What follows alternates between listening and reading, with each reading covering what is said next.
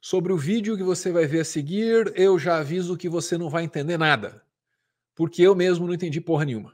Aê, Danilo!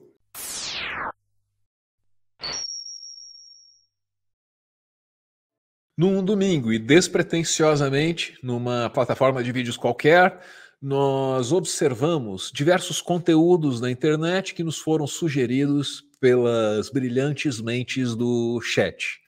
Por qualquer razão, a tendência do chat é me torturar com trechos de MesaCast que são um pouco difíceis de digerir.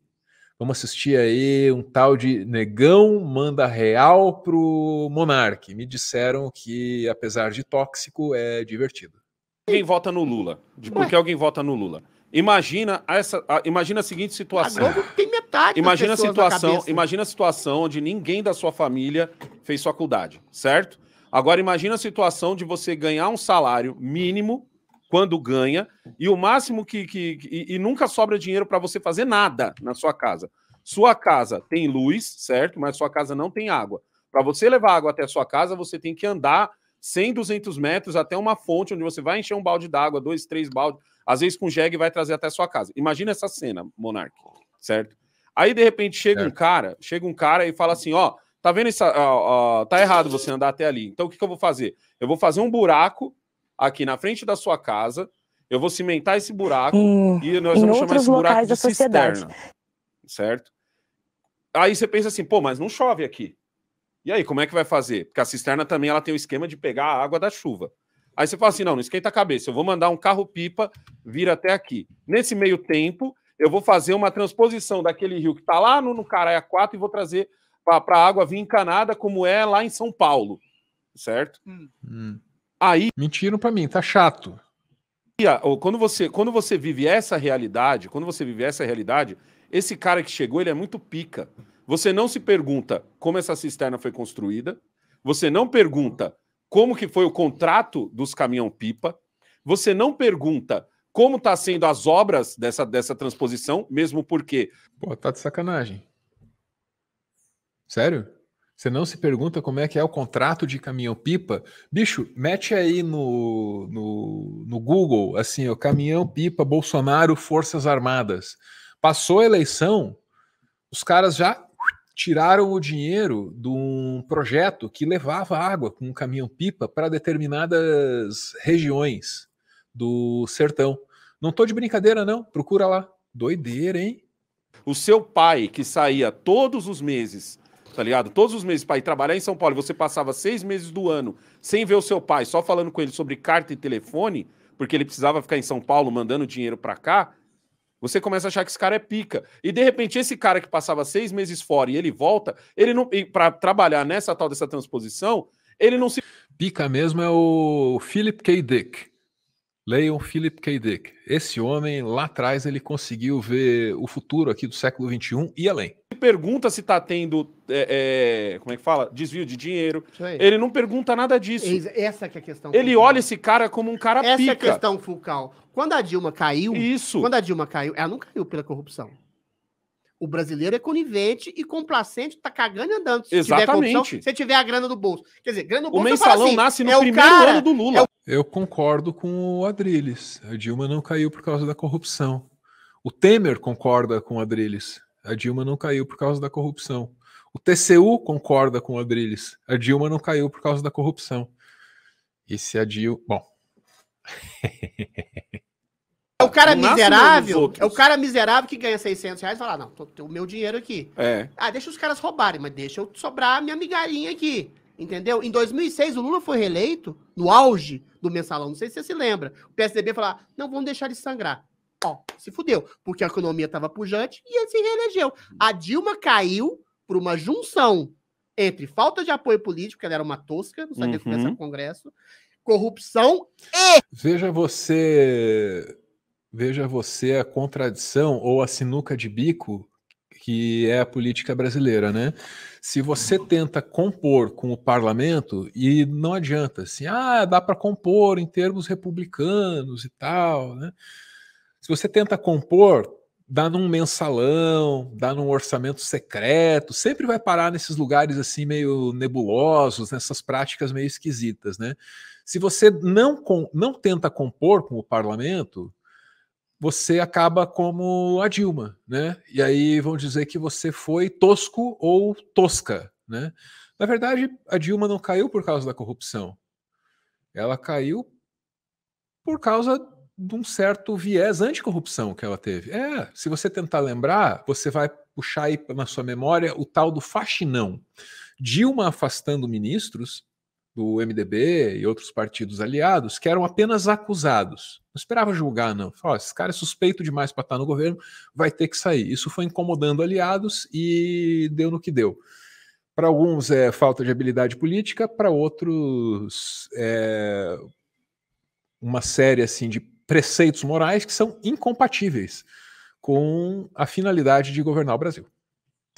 E crise econômica. É aquele velho ditado americano, é economia, estúpido. Se o Lula roubar, se o Lula desviar R$1 trilhão para bolsa de empreiteira, para bolsa de deputado e partido político, mas se a economia estiver pujante e se estiver caindo algum din-din na classe C, D e E, acabou, ele é reeleito. Não, e ele tinha... Pode ser até uma coisa, um sininho... E ele tinha então mídia.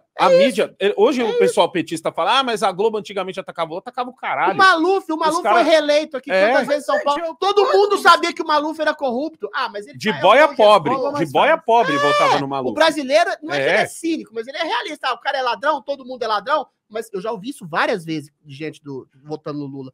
Mas na época, pelo menos, eu ganhava o Bolsa Família, a economia estava melhor, tinha menos inflação. Você pode discutir isso. Isso é muito pesado. O brasileiro, ele tolera a corrupção. Ele não tolera a crise econômica. Você sabe que o brasileiro tolera a corrupção? Bom, vamos partir um pouco dessa frase para pensar um pouquinho. A corrupção, com frequência, ela é instrumentalizada, isto é, usada para encobrir causas que são inomináveis, que são indizíveis, que são inconfessáveis. Então, na real, às vezes, tá? Alguém tá puto de ver um pobre no shopping, de ver um pobre no aeroporto, de ver a empregada doméstica calçando o mesmo tênis Nike da patroa. Alguém tá puto com isso. Mas não pode ir pra rua com uma faixa assim, tirem o tênis Nike do pé da empregada. Não, você vai lá e põe uma placa assim, fora a corrupção, né? E essa percepção não é minha, essa percepção é de pessoas muito mais estudadas que eu, tipo um Gessé Souza. Se você for ler o professor Gessé, você vai chegar à mesma conclusão. Falta de grana. O que o pessoal viu agora com o Bolsonaro? Que nem o Adriles falou agora, não teve corrupção. Vamos ser muito legal. Não teve a corrupção que tinha nos últimos. Não teve escândalos. E olha que os caras procurou a lupa. Vai ter sempre.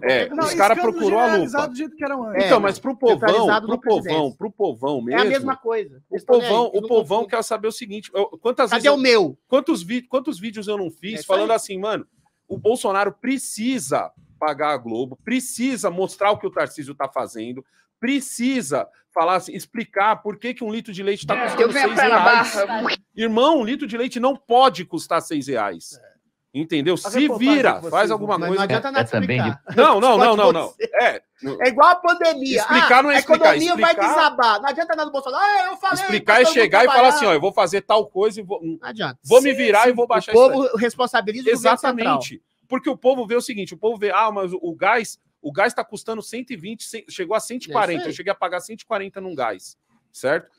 O cara não faz a conta, ninguém vai fazer. É porque o cara mais liberal, o liberal fala assim: mas você tem que ver que na época do Lula o salário mínimo não vai fazer essa comprar. O cara não vai fazer essa porra. É igual a pandemia, o Bolsonaro. A economia vai ficar uma merda depois da pandemia, porque as pessoas não foram permitidas a trabalhar. Salvou ele. Essa não salvou porra nenhuma. Não. Salvou porra nenhuma.